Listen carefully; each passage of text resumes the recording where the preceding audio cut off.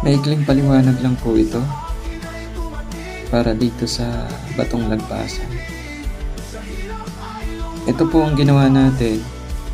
Yan, lagpasan siya. Pero buhay po yan dahil yung mga nasa loob niya na sumisipo, patuloy na lumalaki. Pero hindi po agar ang lumalaki yan kung hindi nyo ito ilalagay sa tubig o kaya naman sa tubig bukay. Ito po yung nagagamit.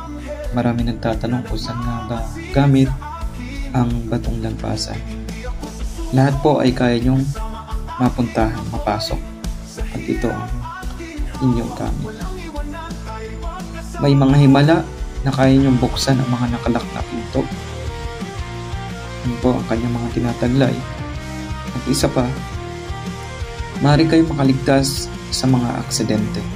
Kaya nyo rin lampasan ang mga pagsubok o mga stress sa buhay. Ito rin po ay taglay pagdating sa mga hulihan. Ayan ang kanyang tinataglay. Kaya maganda to pagdating sa biyahe, sa mga lakbayin o sa mga paghahunting, magagamit din po ito.